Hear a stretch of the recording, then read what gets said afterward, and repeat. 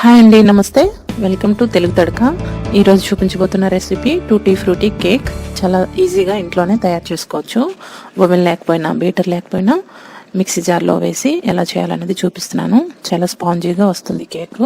ఏదైనా ఇలాంటిది గిన్నె ఒకటి తీసుకొని దీంట్లో ముందు కొంచెం నూనె అప్లై చేసుకోవాలి.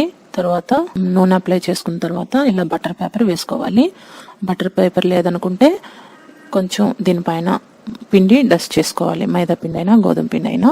తర్వాత ఒక బౌల్ తీసుకొని జల్లెడ పెట్టి జల్లెడలో 1 కప్పు మైదా పిండి వేసుకోవాలి. మైదా పిండి బదులు గోధుమ పిండి కూడా వేసుకోవచ్చు. తర్వాత 1 teaspoon baking powder, 1/2 teaspoon baking soda వేసుకొని ఈ పిండిని చల్లించుకోవాలి. ఇలా చల్లించుకున్న తర్వాత విస్కర్తో ఒకసారి బాగా కలుపుకొని పక్కన పెట్టుకోవాలి. తర్వాత మిక్సీ జార్లో 1/2 కప్పు పంచదార వేసుకోవాలి. 1/2 కప్పు నూనె వేసుకోవాలి. ఇక్కడ సన్ఫ్లవర్ నూనె నేను వేస్తున్నాను. వేరుశనగ నూనె, నువ్వుల నూనె ఇలాంటివి వేసుకోకూడదు. స్మెల్ లేనిది నూనె వేసుకోవాలి. తర్వాత 2 గుడ్లు వేసుకోవాలి. 2 గుడ్లు వేయడం ఇష్టం లేదనుకుంటే 1/2 కప్పు పెరుగు వేసుకోవచ్చు. వేసుకొని మూత పెట్టి 2 నిమిషాల పాటు బాగా మిక్స్ చేసుకోవాలి. ఇలా క్రీమీగా వచ్చినంత వరకు మిక్స్ చేసుకోవాలి. చూసారా, ఇలా క్రీమీ టెక్స్చర్ అనేది రావాలి. అంతవరకు బాగా మిక్స్ చేసుకుంటే మనకి స్పాంజీగా కేక్ వస్తుంది. ఇప్పుడు ఇందులో మనం ముందుగా చల్లించుకున్న పిండిని వేసుకోవాలి. కొద్దిగా పిండి వేసుకొని విస్కర్తో కలుపుకోవాలి. స్పాచులాతో అయినా ఇలా విస్కర్తో అయినా కలుపుకోవాలి. ఇలా కొద్దిగా పిండి వేసుకొని కలుపుకోవడం వలన మనకి ఉండలు కట్టకుండా చక్కగా వస్తుంది ఈ బ్యాటర్ అనేది. ఇప్పుడు చూసారా, కొంచెం గట్టిగా ఉంది కదా. ఇప్పుడు ఇందులో పాలు కొద్దిగా వేసుకొని కలుపుకోవాలి. పాలు అనేవి పచ్చి పాలైనా పర్వాలేదు, లేదంటే చల్లార్చిన పాలైనా పర్వాలేదు. పాలు అనేవి మరీ చల్లగా ఉండకూడదు, వేడిగా ఉండకూడదు, రూమ్ టెంపరేచర్లో ఉండాలి. చూసారా, కన్సిస్టెన్సీ ఇలా ఉండాలి కేక్ బ్యాటర్ది. తర్వాత ఇందులో 1 టీ స్పూన్ వెనిలా ఎసెన్స్ వేసుకోవాలి.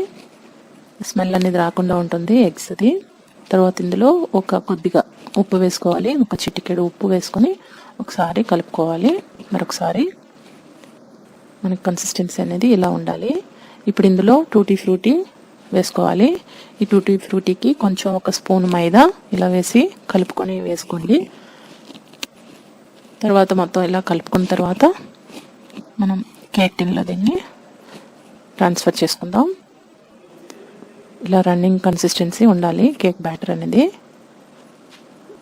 ఇలా చేసుకున్న తర్వాత పైనుంచి ఇలా వేసుకున్న తర్వాత పైనుంచి కొంచెం టూటీ ఫ్రూటీ వేసుకోవాలి. 2-3 సార్లు ఇలా ట్యాప్ చేసుకోవాలి. ఇప్పుడు మనం ముందుగా వేడి చేసుకున్నాం 10 నిమిషాల పాటు మీడియం ఫ్లేమ్లో గిన్నెని వేడి చేసుకున్నాం మూత పెట్టి. ఇప్పుడు ఇందులో ఈ కేక్ బ్యాటర్ని పెట్టాలి.